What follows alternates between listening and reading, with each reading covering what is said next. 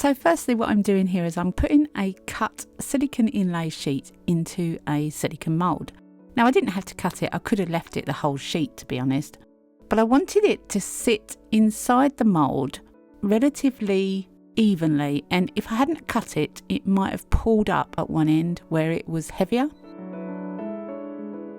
So I'm going to colour it, and the first colour I'm going to use is Ghost Blue from Iron Candy. Now I've been playing around with a different method to adjust colouring, and what I've been doing is I've been colouring the whole thing in one colour and then taking some of it off. Now usually I take off the mica where I don't want it with a baby wipe or a cotton bud, and sometimes I use tape for high parts. But what I wanted to do was to take off some of the background colours so that we could have two different background colours on the same piece. So what I decided to do was roll up some sticky tape, just ordinary packing tape, and take off some of the background colour as well as the top. By screwing the tape up and turning it inside out, the sticky is on the outside, and it will take off bits and pieces in a crunched up method. Now, mica doesn't usually stick to mica, so I could then put another colour over the top and it would just sit in the places that I've taken off. So although I was going through quite a lot of tape, it was taking off some of the background colour in a patchwork type of fashion. The more you screw up the tape, the more fleck type pattern you get in the end result. And although it's difficult to see with this colour being so light on a white background, I hope you can see what I mean. Once I put the second colour on, you should be able to see it. So I'm using some Let's Resin Chameleon Blue. Again, I'm going over the whole thing with the blue. Then I'm going to dust it all off, and hopefully it will just stick in the places where there isn't any mica. Now I don't know if that makes any sense, but that gives you a two-tone background colour. I didn't need to put this sheet in the mould while I was doing this. I could have put it on a tile, and in fact I do eventually put it on a tile. I don't know why I didn't in the first place. But you can see it gives a mottled effect with the two different colours, and I really like that effect. I am planning to try that more in the future. Then I'm taking off the colour from the leaves. Now this does take a while, it's not a quick thing to do, but I wanted to do it because I wanted to colour the leaves completely different colour to the rest. But I won't put you through that.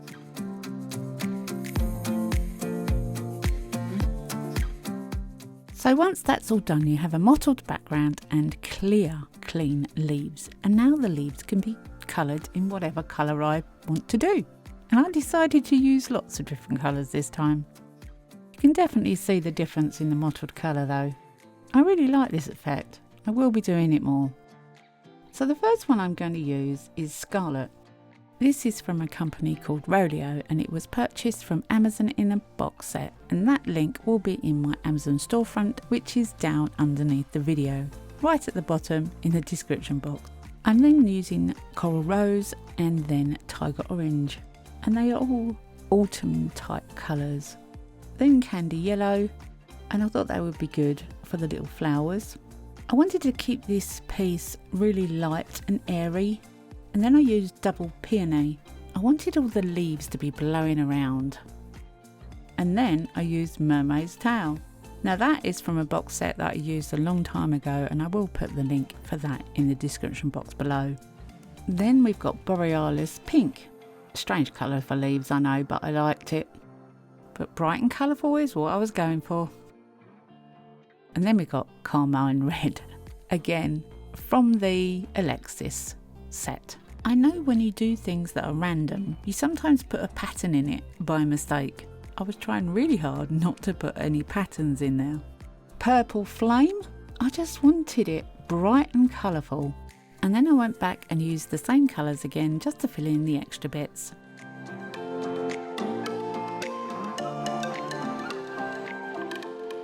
Now it's time to resin, and I'm using Let's Resin Epoxy resin for this. It's my go-to resin, and there is a discount code which is on the screen, and it's also in the description box below. And don't forget to check out toonpish.com where all my discount codes are. So I've placed the now coloured silicone sheet back into the mould. I've pushed it down around the outside, but I know it won't sit flat, which is fine. That is the whole point. I've made it so that the sheet goes up and over the outside of the mould. That won't give me even edges, but it will give me a pattern right around the outside edge. I have it sitting on the Let's Resin heat mat. It is still quite chilly here, and it will definitely cure better and faster. I push it down a little. Now that it's got the weight of the resin in it, it will sit a little deeper, and I wait for it to cure. I left it curing an overnight, but I did turn the heat mat off before I went to bed. So this is the following morning, and it came out of the mould because it wasn't touching the mould. But this is where you see what has happened to your resin. I've got to be honest, I was so looking forward to this. And I am so in love with this. The silicone sheet is actually perfectly fine. It does need a little clean up around the edge where the resin didn't touch it. But I am over the moon with this. It is stunning, in my opinion. I love it. Absolutely love it. It's solid. It's like a dish, but with no corners. I love it. It does need a good sand around the outside edge though.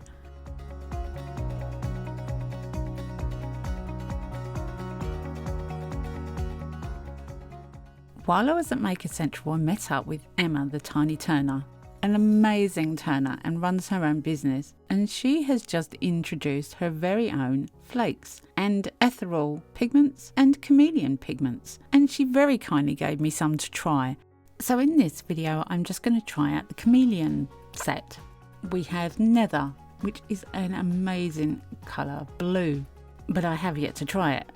Then we have ether, which seems to be a really dark green. Then Inferno, which looks gold and red. Then we have Arcane, which is a bluey green with a bit of purple in there somewhere. Nature, which is a more light green. And Poison, which is a gold magenta type colour. But I can't wait to try these. They are quite pricey, but when I started using them I realised why. The colour and the coverage was intense, really intense. One little dab of blue and look at that colour. Now I wouldn't suggest for 1 minute that these powders were for the use of adding into resin. There's a small amount in each pot, but my goodness, the coverage when you colour, this is insane. I've never come across anything so bright. I was just randomly trying out the colours on this sheet, thinking I really just need to see the colours. But I ended up using the sheet because I couldn't not. It's absolutely stunning. They're just so vibrant. Stunning colours.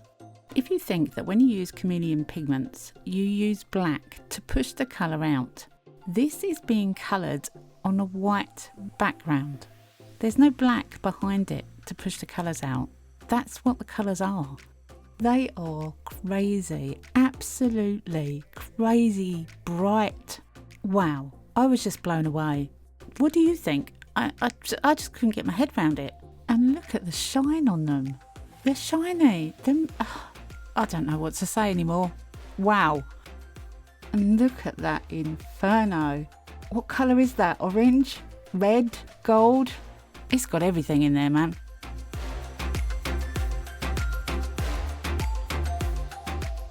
So now I've realised I've got to use this sheet. And I covered the whole thing in these colours. I was just blown away by them. So I did the same with the other one, and I cleaned off all the leaves. And I'm going to just try a couple of the ethereal pigments. And this one's Aurora. Now these are designed to have black behind them. I think they're kind of ghost pigments. I will try to get confirmation on this. I need to talk to Emma. She's a very busy lady though. But I'll do more on these pigments in another video. I just wanted to try them. You know what it's like. You got something, you want to try it. So I just coloured in the flowers of the leaves.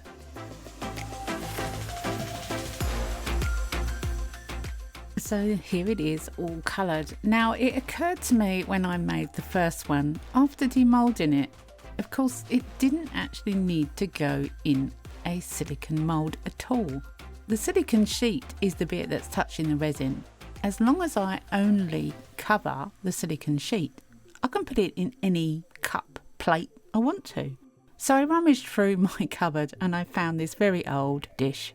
And I figured I would use the dish to demonstrate that you don't need a silicone mould with this. As long as it goes up the edges and the resin doesn't go over the edges, you can pour into anything. Again, I have it on a heat mat because the Pyrex dish was very cold. It's been sitting in my cupboard for God knows how many years not being used. So I wanted to warm through the Pyrex dish. Resin does like to be warm when it's curing. So it sat on a heat mat and cured very quickly. But I did give it the normal squirt of isopropyl alcohol.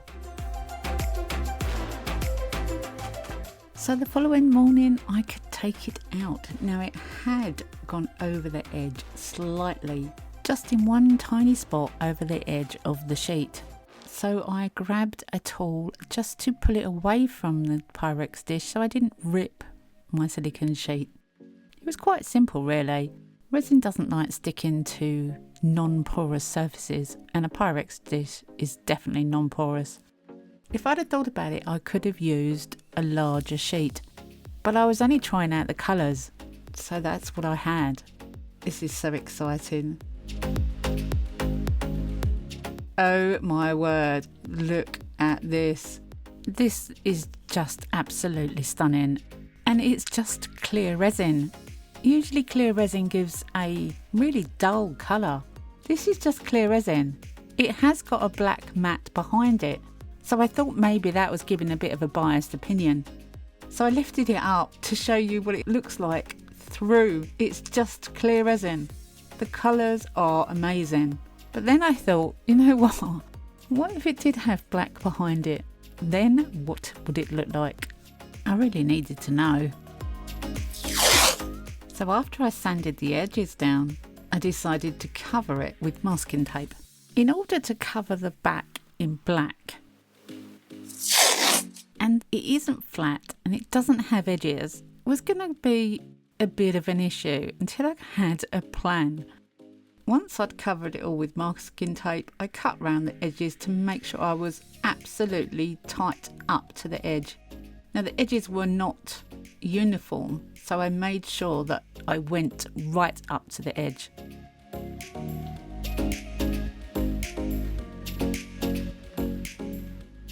So once I was happy that the front was completely covered with masking tape, there was no danger of anything getting on the front of this piece. Then I took it to the garage and I put it on my turntable inside a box where I could spray it with black spray paint. Now I'd never done this before and it was a gamble, but if you don't try you don't know, do you? And I wanted you guys to find out as much as me. So it had 2 thin coats and it dried really quickly. So that evening I brought it inside.